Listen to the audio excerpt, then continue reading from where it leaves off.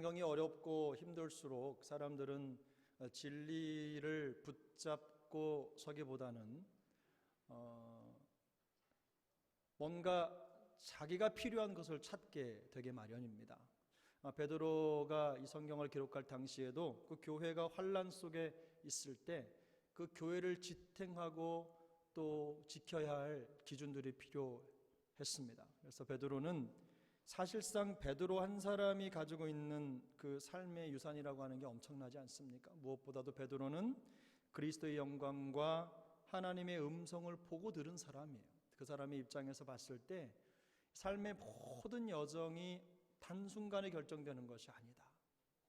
그래서 성도의 본분은 기록된 하나님의 말씀을 붙잡고 흔들림 없는 믿음의 여정을 뚜벅뚜벅 걸어가는 것이다. 이런 교훈을 남겨주는 거죠. 그래서 아마도 베드로는 지금 흔들리고 어려운 성도들에게 가장 필요한 것이 뭘까를 고민하면서 아마 하나님의 말씀, 그 예언에 대한 이야기를 지금 하고 있는 것입니다. 그래서 너희들이 갖고 있는 이 말씀은 지금은 해석이 되지 않고 잘 이해가 되지 않는다고 하더라도 내가 생애를 통해서 경험해 봤더니 하나님의 말씀은 반드시 이루어지더라. 이것이 베드로의 고백입니다. 그래서 사람들은 그 말씀이 긴 서신서들 또 하나님이 주신 말씀들을 이렇게 자기 편의대로 잘라서 오려서 자기 것만 가지고 원하는 것만 가지고 또 해석하고 자기 삶에 맞추는 습관들이 있는데 절대로 그래서는 안 된다. 여기 사사로이 풀 것이 아니다 라는 말은 물론 해석의 차원도 있지만 해석을 하나님의 말씀을 해석할 때 이걸 잘라가지고 요것만 따로따로 떼어서 보는 게 아니라 하나님의 말씀은 통으로 봐야 된다. 통으로. 우리 인생 역사가 통이듯이 하나님의 말씀은 다 진리고 그 안에 틀린 것이 없다. 어느 것 하나 어그러진 것이 없이 성경에 써 있는 말은 모두 다 맞다. 그러므로 어떻게 하라고요? 믿어라. 붙잡아라. 그리고 견뎌라. 이것이 베드로의 교훈입니다. 이 교훈을 중심으로 해서 오늘 이제 5번째 믿음의 실천자를 세우는 핵심 진리 5번째 제목을 같이 읽어보겠습니다. 시작. 신앙의 기준이 되는 성경입니다. 그래서 이 베드로가 말하고 있는 모든 예언이라고 하는 것은 성경 전체를 말하는 것입니다.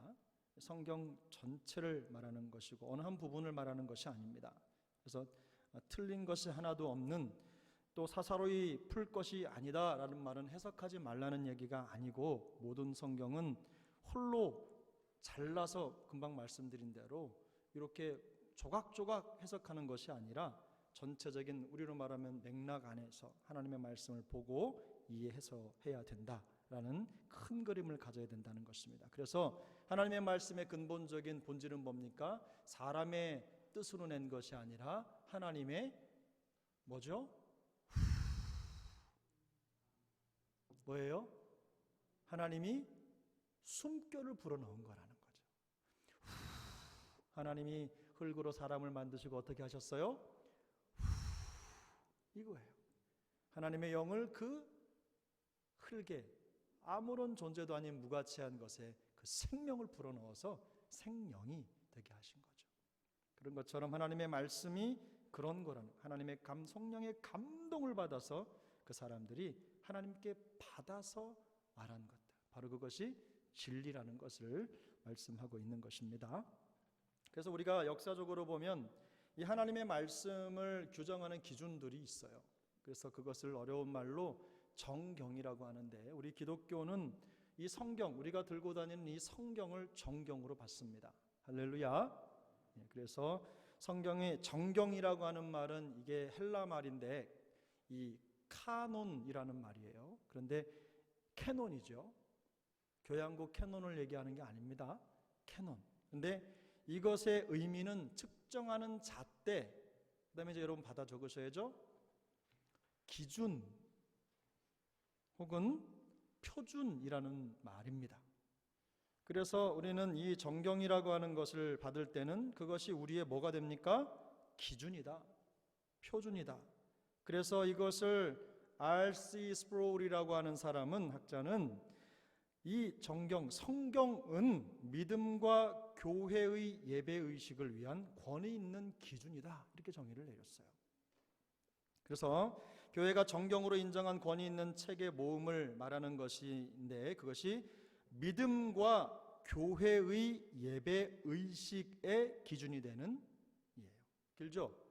믿음 적고 뒤에 공간이 좁지만 교회의 예배의식의 기준이 되는 성경 몇 권? 성경 몇 권? 한 권이라고 말씀하시는 분도 맞습니다. 이거 성경 한 권이지만 이 성경 한 권 속에 몇 권이 들었습니까? 66권이 들어있는 겁니다. 39, 27, 9구단 39, 27. 그래서 구약에 39권, 신약에 27권이죠. 그런데 이 정경을 볼 때 이 정경이라고 하는 것, 왜 우리가 이제 정경을 정해야 되잖아요. 정경을 정해야 되는데, 이 정경을 정해야 될 때 왜 정경을 정하게 됐느냐? 처음에는 그냥 다 같이 좋은 게 좋은 거라고 신앙생활을 했어요. 그런데 지나다 보니까 이걸 자꾸 자기 마음대로 해석하는 사람들이 생긴 거예요. 그래서 그 당시에 1세기 후반이죠. 한 85년도쯤 태어나가지고 160년도까지 산 1세기, 2세기 초반까지 살았던 그 1세기 그 어간에 살았던 마르키온, 우리말로 말시온이라고 하는 사람이 있었는데, 약간 영지주의 같은, 그러니까 예수님의 인성을 기본적으로 부인하지 않아요. 이 말시온이라고 하는 이단자들은 기본적으로 신약의 하나님과 구약의 하나님을 다르게 봅니다. 그래서 이들이 자기들이 따르는 어떤 신앙의 표준을 만들었는데, 그 당시에 있었던 역본들을 고쳐가지고 그 중에 중요한 부분을 수정을 해가지고 자기들의 역본을 만든 거예요. 그러니까 어떻게 해요? 이 정통교회에서 그걸 받을 수 있습니까? 없습니까? 못 받죠. 못 받아요. 그러니까 우리도 저 말시온에 대항하기 위해서, 저런 이단들을 이기기 위해서 정경이 필요하다. 그래가지고 정경 작업을 하기 시작했습니다. 그래서 정경이 만들어지는 거죠. 그래서 그 이후로부터 이제 정경에 대한 논의가 계속되면서 정경의 완성은 한 4세기쯤 돼가지고 397년쯤 완성이 되는데, 공의회를 통해서 이렇게 만들어지는데, 그 긴 시간 동안 이것이 하나님의 말씀이고 서로 진리가 통해야 되고 하는 모든 기준들이 부합하는 책들을 골라서 이제 성경, 우리가 지금 가지고 있는 이 66권을 만들게 된 것입니다. 근데 이 정경을 만드는 표지가 있었어요. 정경으로 인정하는 이 표지라고 하는 건 기준을 말하는 거예요. 어떤 책이 정경이냐, 정경을 결정하는 기준이 있었는데, 첫 번째는 성경의 저자가 누구이거나 사도가 누굽니까? 예수님의 12 제자, 사도이거나 혹은 사도들의 승인이 있어야 됐어요. 그래서 사도들이 예수님과 함께 살면서 그분의 말씀을 듣고 그분의 행적을 보고 지켜본, 그러니까 이렇게 눈으로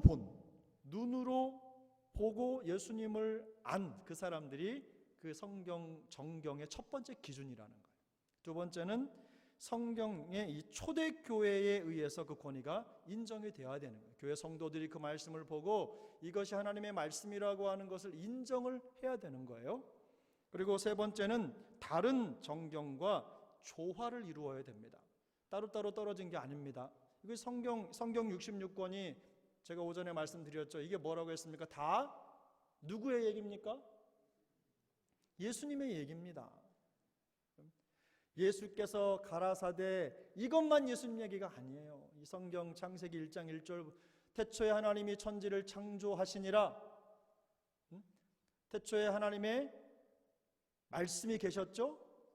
말씀이 우리 가운데 임하셨죠? 그게 누굽니까? 예수님이죠? 그러면 창조자가 누굽니까? 예수님이죠. 그렇기 때문에 그것만 봐도 이 하나님의 말씀인 성경은 처음부터 끝까지 다 예수님 얘기인 거예요. 그래서 성경 문제가 나오면 모르면 예수 그리스도 쓰면 다 맞습니다.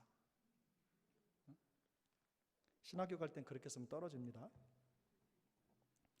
그래서 이 성경이 서로 영적인 조화를 이루어야 된다. 말씀의 조화를, 문맥상 모든 면에서. 그래서 이 세 가지 성경의 표지입니다. 첫 번째, 성경 저자가 사도이거나 사도들의 승인이 있어야 된다. 두 번째, 초대교회에 의해서 권위가 인정되어야 된다. 세 번째, 다른 정경과 조화를 이루어야 된다. 그렇다면 이 정경의 증거가 뭐냐? 성경이 하나님이 주신 책인지 어떻게 알 수 있느냐? 그러면 우리가 누구를 믿습니까? 예수를 믿습니다. 그럼 첫 번째 증거는 예수님이 그 책을 사용하셨느냐 이거예요.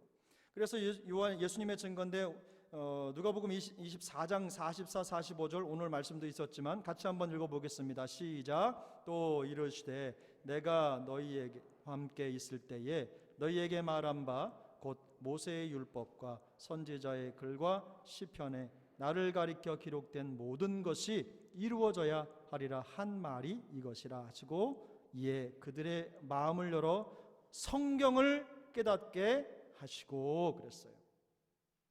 여기 있는 이 성경이라고 하는 말 기억하십시오. 이거는 성경에 쓰일 땐 항상 하나님께로부터 나온 기록된 하나님의 말씀이라고 하는 단어가 나올 때는 항상 이 단어가 나옵니다. 우리 성경이라고 썼지만 영어로는 스크립처라고 하죠. 헬라 말로는 그라포. 그래서 기록된 하나님의 말씀 이 단어가 나올 때는 항상 뭐라고요? 성경이다. 이렇게 번역을 했어요. 사도들의 증거가 있습니다. 그래서 베드로후서 3장 16절 읽습니다. 시작. 모든 편지에도 이런 일에 관하여 말하였으되 그 중에 알기 어려운 것이 더러 있으니 무식한 자들과 굳세지 못한 자들이 다른 성경과 같이 그것도 억지로 풀다가 스스로 멸망에 이르니라. 제가 말씀드렸죠. 성경이 항상 하나님의 말씀인데 사람의 생각으로 성경이 다 풀릴 것 같으면 그것은 하나님이 기록한 책이 아닌 거예요. 신의 작품이 아닌 거죠. 이해가 되지 않는 부분이 있을 수밖에 없어요. 우리는 부족한 죄인이고 이 죄 때문에 지혜가 지식이 가려졌기 때문에. 그래서 우리는 성령께서 우리에게 보여주시고 다음 시간에 배울 텐데 보여주시고 들려주시는 것만 어떻게 해요? 알 수 있어요. 목사도 마찬가지입니다. 목사가 신학교를 졸업하고 성경 연구를 하고 책을 많이 읽었다고 해서 성경을 뭐 줄줄줄줄 해석할 수 있는 게 아닙니다. 성령의 조명이 있어야 됩니다. 성령의 조명이. 성령이 가르쳐주는 것만 할 수 있다는 거예요. 다른 성경을 억지로 풀다가 어떻게 해요? 스스로 멸망에 이른다. 그러니까 사도들이 사용한 그 성경이 앞에서 예수님께서 마음을 열어 깨닫게 하셨던 그 성경과 같은 겁니다. 자, 또 한 가지. 자, 베드로전서 5장 18절 시작. 성경에 일렀으되 곡식을 밟아 떠는 소의 입에 망을 씌우지 말라 하였고 또 일꾼이 그 삭을 받는 것이 마땅하다 하였느니라. 여기서 말하는 이 디모데전서 5장 18절은 이 바울이 얘기할 때 두 가지의 성경을 합쳐놓은 겁니다. 그러니까 예수님의 말씀하고 과거에 모세오경에 나온 말씀하고 두 개를 붙여서 이 하나를 만든 거예요. 그럼 사도 바울의 입장에서는 이 구약의 말씀과 신약의 말씀이 맞다는 거죠. 그래서 신명기 25장 4절 앞쪽에는 뒤쪽에는 누가복음 10장 7절을 붙여가지고 하나의 구절을 만든 겁니다.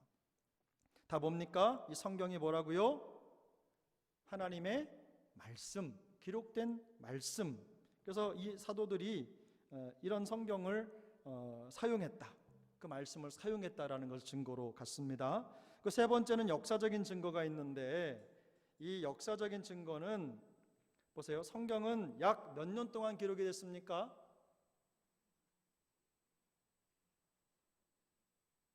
자, 네 개. 1번 10년, 2번 100년,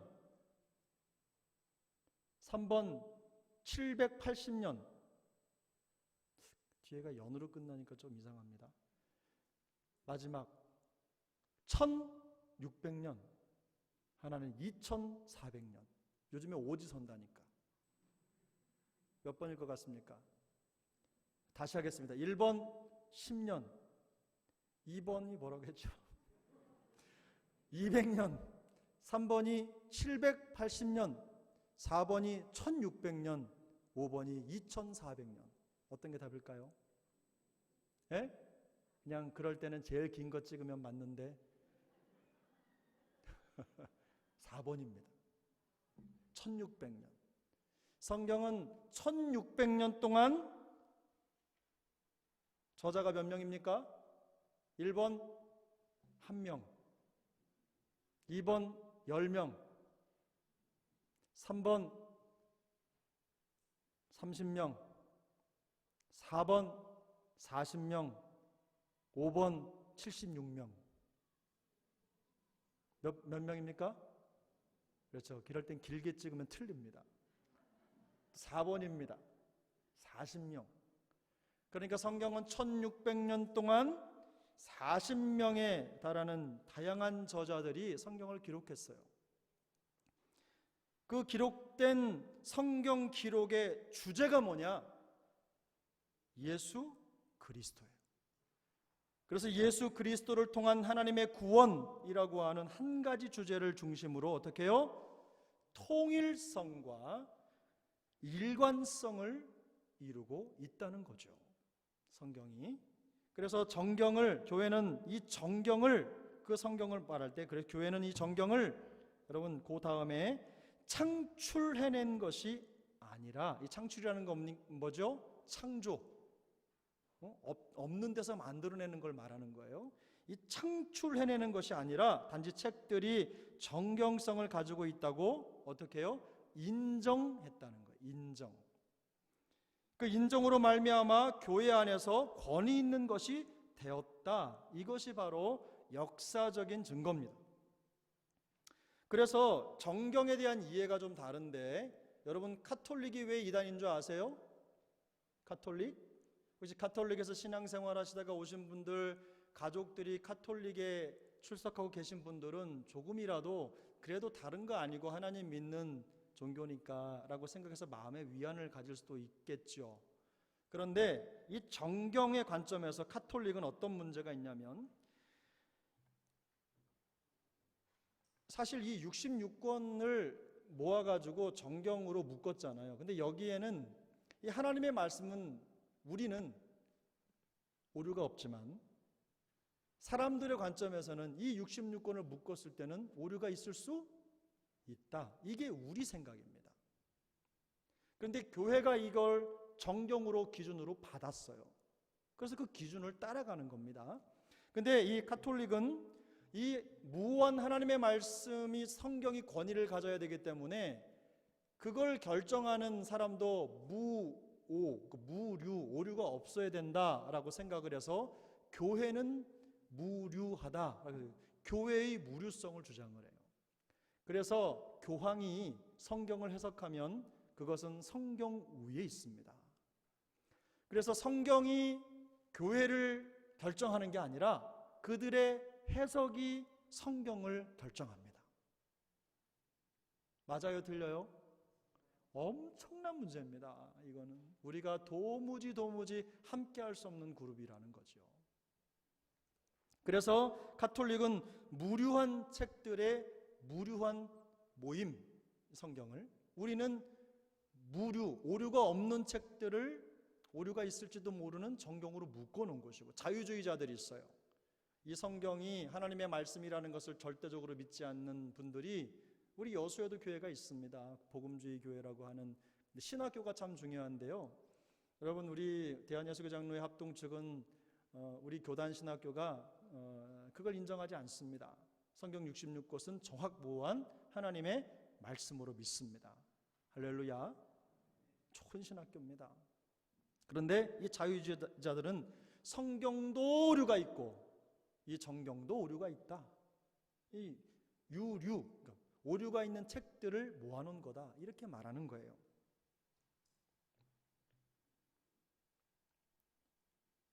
그래서 우리가 우리의 입장은 뭐라고 했죠? 하나님의 모류가 없는 무오한 책들을 그래 오류가 있을 수도 있지만 모아서 우리의 정경으로 받아들였다, 인정했다는 것입니다. 우리가 창출해내는 것이 아니라. 근데 이 정경의 확정이 되는데 그런 책들을 모아 정경을 확정하다 보니까 이제 이 정경이 언제 결정이 되냐면 구약 성경은 서기 90년쯤 결정이 됩니다. 90년. 이 얌니아라고 하는 데서 회의가 있었는데 이게 이스라엘의 중부에 있는 도시입니다. 이스라엘 중부에 있는 도시에서 유대인들이 모아서 이 구약 정경을 결정해요. 요즘으로는 야브네라고 하는 동네랍니다. 야브네. 그 이스라엘에 있는 땅인데 그 도시 조그마한 도시인데 거기에서 결정을 하고 얌니아 종교회의. 그 다음에 신약은 언제 결정하냐면 397년에 어디에서? 카르타고라고 하는 종교회의에서. 이 카르타고는요 이탈리아 반도가 이렇게 내려와 가지고 아프리카랑 이렇게 붙으려고 하는 데가 있어요. 이 그쪽에 있는 이 튀니지, 지금의 튀니지쯤 되는 그쪽에 있는 이 카르타고인데 거기에서 아주 중요한 종교 결정들이 있었는데 한 4세기쯤에 이 신약 성경이 거기서 결정이 됩니다. 아까 말씀드렸던 얌니아라고 하는 데는요, 이렇게 킹덤 오브 헤븐이라고 하는 영화의 이 배경이 되는 동네라고 합니다. 언제 한번 영화를 보시면 저기가 바로 이 야브네, 그러니까 얌니아구나, 이렇게 한번 보시면서 하시면 좋을 것 같습니다. 그래서 역사적 교회가 정경을 결정한 것은 성경 그 자체가 거부할 수 없는 하나님의 말씀임을 확증한 것에 불과하다는 거예요. 그러니까 그것을 우리가 만들어서 그걸 정경으로 받은 것이 아니라 그 하나님의 말씀이 주어졌고 우리는 그것을 그저 받기만 한다는 겁니다. 정경이 그렇게 된다는 거죠. 그래서 교회는 밑에 있는 말을 한번 읽어보겠습니다. 시작. 교회는 성경의 정경을 인식하고 인정하고 받아들이고 교회에 그것에 복종한다. 이게 R.C. 스프롤이라고 하는 신학자가 내려놓은 정의입니다. 그래서 교회가 사용하는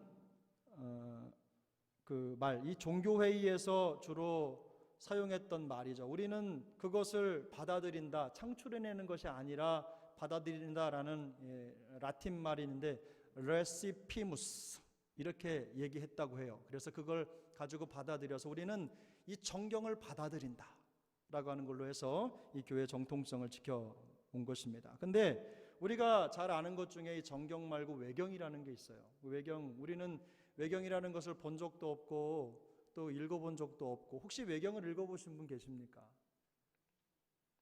손 들어보십시오. 괜찮아요. 안 계시네요. 네. 성경의 이 외경이라고 하는 것이 있는데 성경 66권 외의 책들을 얘기하는 거예요. 그런 책들이 우리 성경에 들어오지 못한 이유가 있겠죠. 그래서 외경이라고 하는 것은 구약 39권, 신약 27권의 성경 이외의 책들을 말하는 것이고, 카톨릭 교회는 이 66권 외에 몇 권요?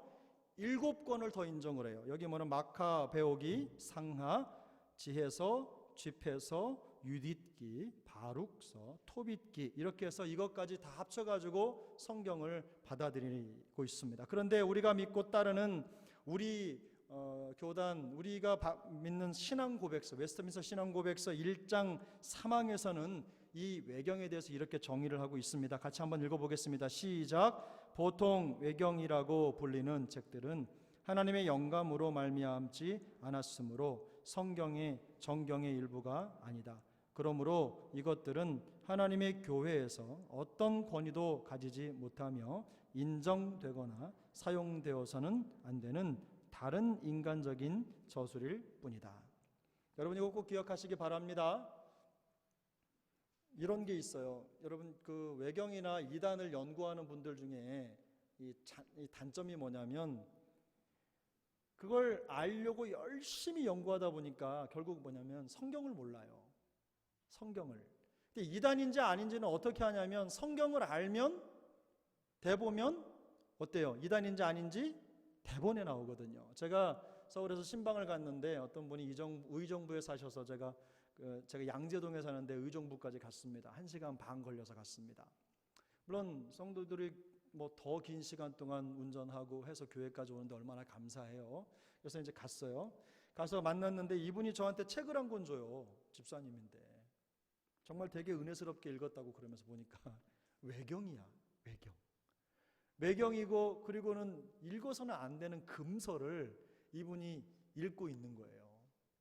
이단의 영향을 받은 거죠. 그래서 제가 아주 친절하게 권면하고 그러면 안 된다고. 그럴 정신이 있으면 성경 읽으라는 얘기죠.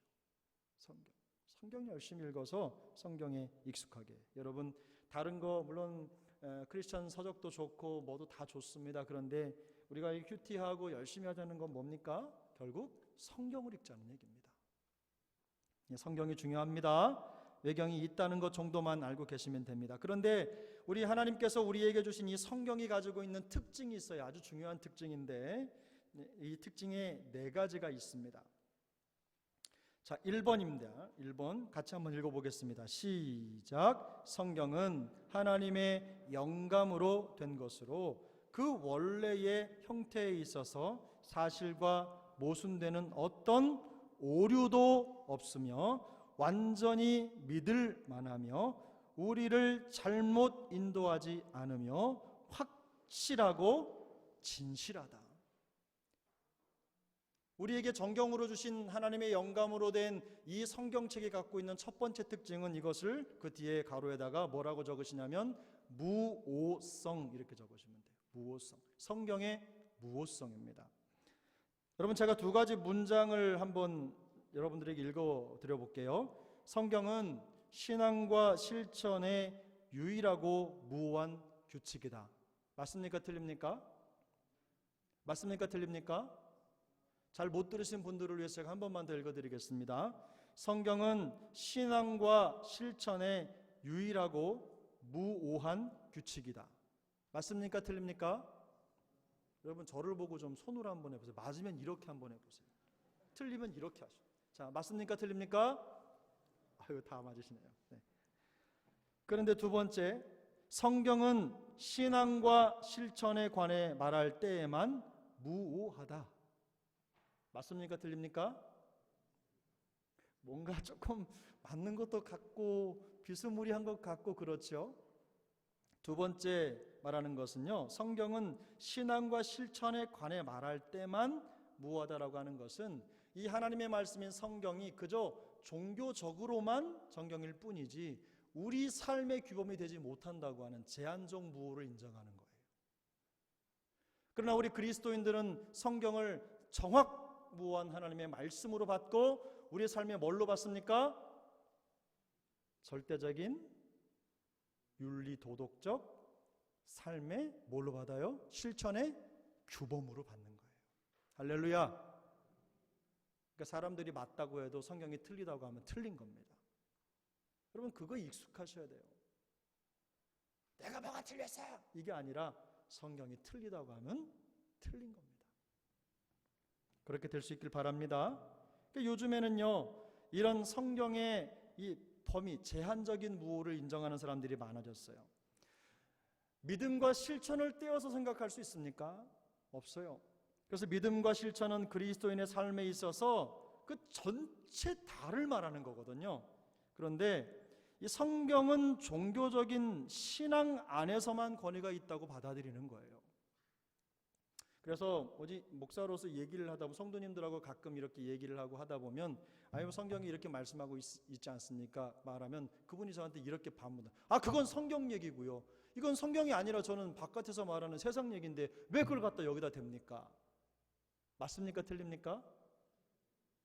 여러분, 맞다고 생각하시나 보네요. 그리스도인들은 성경이 우리의 신앙과 삶, 실천의 유일하고 무오한 규칙인 줄 믿습니다. 여러분, 이걸 기억하셔야 돼요. 그러면 분쟁이 없어요. 누구든지 하나님의 말씀, 이 무오한 하나님의 말씀을 따라서 가기만 한다면 분쟁이 생길까요? 안 생길까요? 안 생겨요. 거기 사람의 생각이 들어가니까 이런저런 불편한 일들이 생기는 것입니다. 세태는 이렇습니다.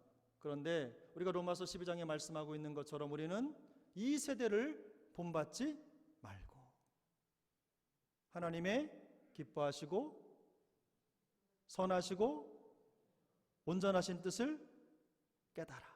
그죠? 우리의 모든 삶의 영역을 하나님이 기뻐 받으실 만한 거룩한 산제물로 올려 드리는 것. 이것이 우리 성도의 본분인 줄로 믿습니다.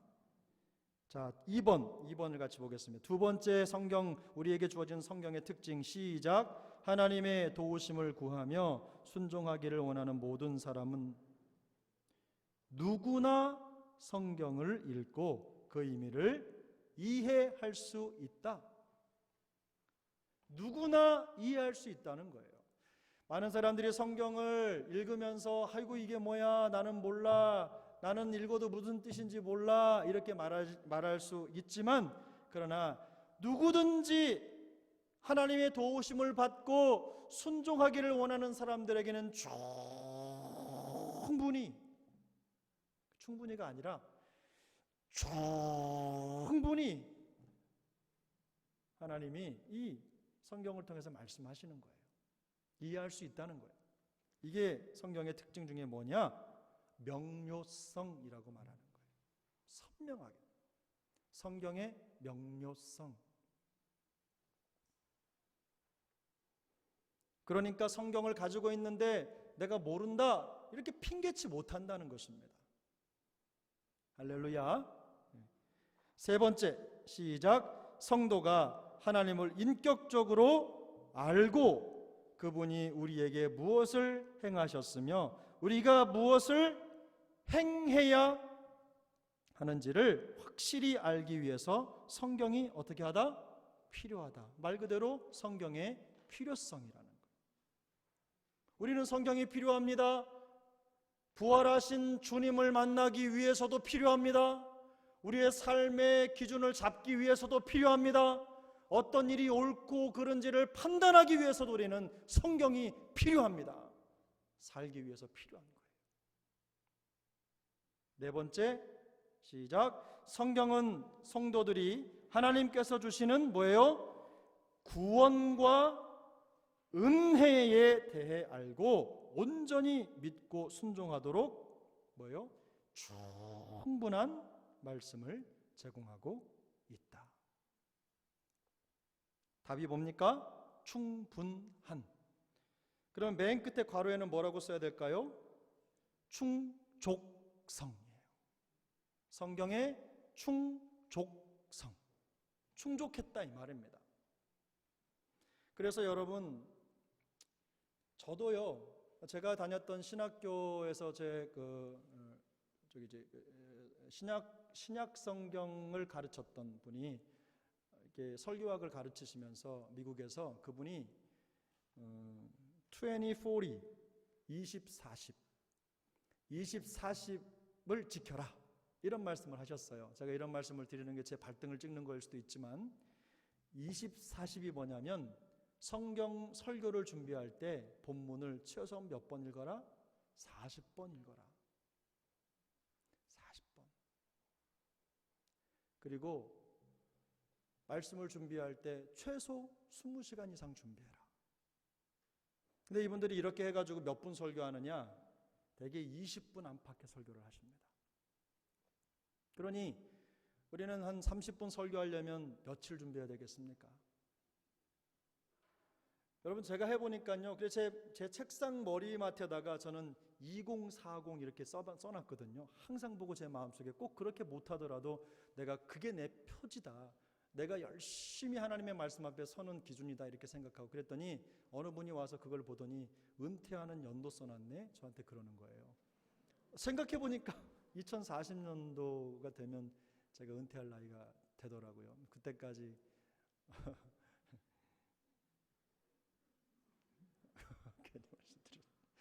그래서 여러분, 요지는 뭡니까? 하나님의 말씀을 여러 번 읽어라. 여러 번. 그래서 다른 거 여러분, 우리 어디 가서 논쟁을 하거나 젊은 친구들이나 성경에 대해서 얘기할 때 다른 거 읽어서 얘기하려고 하지 말고 성경을 자꾸 읽으셔야 돼요. 성경을. 그러면 예수님이 보입니다. 예수님이 보여요. 성경을 읽으면. 제가 말씀드렸잖아요. 박희천 목사님이 고조 텍스트를 가까이 해야 합니다. 텍스트. 이 텍스트가 뭐냐면 성경이에요. 성경을 읽어요. 고조 제가 매일 빠놓지 않고 성경을 읽었는데 고조 죄송합니다. 700번 죄송합니다. 이 성경 읽은 숫자. 우리 교회도 100번 넘게 성경을 읽으신 분이 계시잖아요. 참 그것만으로도 존경스럽습니다. 자, 여러분 첫 번째 성경의 특성이 있습니다. 4가지. 우리 한 번만 더 읽어보겠습니다. 1번 시작. 성경은 하나님의 영감으로 된 것으로 그 원래 형태에 있어서 사실과 모순되는 어떤 오류도 없으며 완전히 믿을 만하며 우리를 잘못 인도하지 않으며 확실하고 진실하다. 이게 뭐라고요? 무엇성. 2번 하나님의 도우심을 구하며 순종하기를 원하는 모든 사람은 누구나 성경을 읽고 그 의미를 이해할 수 있다. 이것이 뭐라고요? 명료성. 3번 성도가 하나님을 인격적으로 알고 그분이 우리에게 무엇을 행하셨으며 우리가 무엇을 행해야 하는지를 확실히 알기 위해서 성경이 필요하다. 뭐라고요? 필요성. 4번 성경은 성도들이 하나님께서 주시는 구원과 은혜에 대해 알고 온전히 믿고 순종하도록 충분한 말씀을 제공하고 있다. 뭐라고요? 충족성.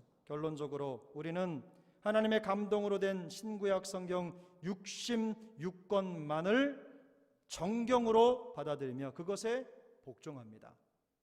할렐루야. 두 번째, 성경은 그 원래 형태에 있어서 어떤 오류도 없으며 누구나 읽고 이해할 수 있습니다. 또 성경은 하나님께서 주시는 구원과 은혜를 알고 믿고 순종하도록 충분한 말씀을 제공합니다. 여러분 다른 것에서 찾으시면 안 돼요. 여러분 제가 여기서 한 가지 덧붙여 말씀드리는 것은요, 우리 그리스도인들이 오해하는 게 있는데, 우리 그리스도인들을 여러분 살아가실 때 하나님이 우리에게 복음에 뭘 주셨을까요? 자유를 주셨어요. 그래서 우리는 더 이상 죄에 속박된 인생이 아닙니다. 우리의 모든 죄인, 우리를 묶었던 모든 속박들은 주님이 나사렛 예수 그리스도의 보혈의 능력, 십자가의 능력으로 어떻게 해요? 끊어버렸어. 더 이상 우리는 죄의 노예가 아니라는 것입니다. 자유합니다. 그런데 이것을 곡해해서 우리가 우리 마음대로 살아도 된다고 생각하는 분들이 계세요. 아니죠? 아닙니다. 그래서 우리는 영적으로 어떻게 정의를 하느냐? 우리는 자율적이지 않다. 자기의 법을 따라 살아가지 않는다는 것입니다. 그걸 명확히 해야 돼요. 우리는 우리 자신의 법을 따라 살 수 없습니다. 그리고 인류의 도덕 상태는 반드시 내가 가진 법으로 살아서는 안 되고 타인에 의해서 만들어진 법을 따라 살아가게 돼 있는데, 여러분 3가지 말씀드릴게요. 자, 세상에는 3가지 법이 있어요. 하나는 자율이 있고, 두 번째는 타율이 있고, 하나는 뭘까요? 신율이 있어요. 신율. 하나는 자기가 법이고, 두 번째는 타인들이 만들어 놓은 법이고, 하나는 하나님의 법입니다. 우리 그리스도인들은 어떤 법을 따라갈까요? 신율. 그러므로 교회는 민주주의도 아니고 공산주의도 아니고 사회주의도 아니고 뭐예요? 신정주의인 거예요. 하나님이 주인이 되시는 교회예요. 하나님의 법을 따라가는 거예요. 신율이 그 어떤 법보다도 가장 위에 있어요. 여러분 그걸 잊으시면 안 돼요. 그래서 우리 그리스도인들은 말씀드렸잖아요. 세상 사람들이 맞다고 해도 교회의 성경 말씀이 아니라고 하면 뭐예요? 일단은 아닌 겁니다. 우리가 수용하고 받아는 드리지만 그렇다는 것을 기억하셔야 돼요. 여러분 제가 우리 노회도 가고 교회 목사님들 모여서 이런저런 얘기 많이 하고 교회에 관련된 이게 맞다 틀리다 많이 하잖아요. 저는 필요합니다. 세상에도 요즘에 법과 관련해서 검찰하고 나라 하고 싸우고 막 이렇게 하면서 법무부 장관하고 총장하고 막 이렇게 대치하고 검사하고 싸우고 막 이런 일들이 있는데 법 가지고 법 해석에 따라서 옳고 그르고 결정이 돼요. 그런데 그 사람들이 뭘 하든 우리 그리스도인들은 뭘 따라갑니까? 신율을 따라가는 거예요. 할렐루야. 여러분, 이 논리를 잊으시면 안 돼요. 자, 다 말씀드렸습니다. 자, 그러면 마지막 소바. 자, 여러분 제가 한 가지만 가르쳐요. 그래서를 하시는데, 그래서 해보세요. 시작. 근데 끝을 내리면 싸우자는 얘기고, 그래서 왜 싸우자는 얘기고, 그래서 이렇게 하면 소왓이 되는 겁니다. 아시죠? 시작. 그렇죠. 그러면 이제 우리가 어떻게 할 거냐. 그래서 우리는 성경의 가르침과 교훈이 신앙생활에 필요한 모든 생각과 판단과 행동의 기준이 되어야 한다. 할렐루야. 바로 이겁니다. 성경이 우리의 모든 신앙생활, 우리의 생각과 판단과 행동에 뭐가 되어야 된다고요? 기준이 되어야 된다. 두 번째, 같이 읽겠습니다. 시작. 신앙은 오직 성경에 복종하려는 뭐의 질과 양일까요? 뭐의 질과 양일까요? 예? 노력입니다. 제가 여러 가지 단어를 이게 쓰다가 제가 이 문장을 만들면서, 그래, 노력이 제일 좋겠다. 우리는 다 부족하니까. 헌신도 좋고 순종도 좋고 다 있지만, 노력, 내가 얼마만큼 하나님의 말씀을 따라가려고 노력하고 거기에 마음을 쏟느냐의 그 질과 양에 따라서 그 신앙이 좋은 신앙인지 나쁜 신앙인지가 결정이 되는 거예요. 할렐루야. 너무 중요합니다, 여러분. 자, 우리의 모든 신앙생활에 필요한 생각과 판단과 행동의 기준이 되어야 되는데, 기준이 있는데 어떻게 하라고? 그 다음에 그래서 어쨌다고? 그래서 어떻게 하라고? 그래서 어떻게 하라고? 그것을 우리의 삶의 기준으로 삼고 그걸 지키려는 노력이 있어야 된다고요. 질과 양으로 하나님 앞에 그걸 지키려고 하는 게 있어야 비로소 우리가 가진 기준이 효력을 발휘하게 될 줄로 믿습니다. 가지고 있어봐야 쓸모없는 거 이렇게 들고 다니고만 한다 그러면 아무런 의미 없는 거예요. 여러분, 성경책 들고는 다니는데 이것이 내 삶을 기준이 되고 삶을 가르치지 않는다고 생각하면 이게 무슨 의미가 있겠습니까? 그래서 사랑하는 여러분, 제가 오늘 갑자기 이제 좀 저기 한데, 제가 여러분한테 사랑하는 여러분 그러면 여러분은 사랑하는 목사님 이렇게 하십시오. 사랑하는 여러분, 우리 하나님의 말씀을 가지고 삽시다. 하나님의 말씀을 가지고 삽시다. 그것이 우리의 생각과 판단과 행동의 기준이 되어야 되고, 신앙은 오직 성경에 복종하려고 하는 노력의 질과 양으로 증명되는 것입니다. 그런 은혜를 다음 한 주간 동안도 누리는 우리 모두가 될 수 있기를 예수님의 이름으로 축복합니다. 같이 한번 기도하겠습니다.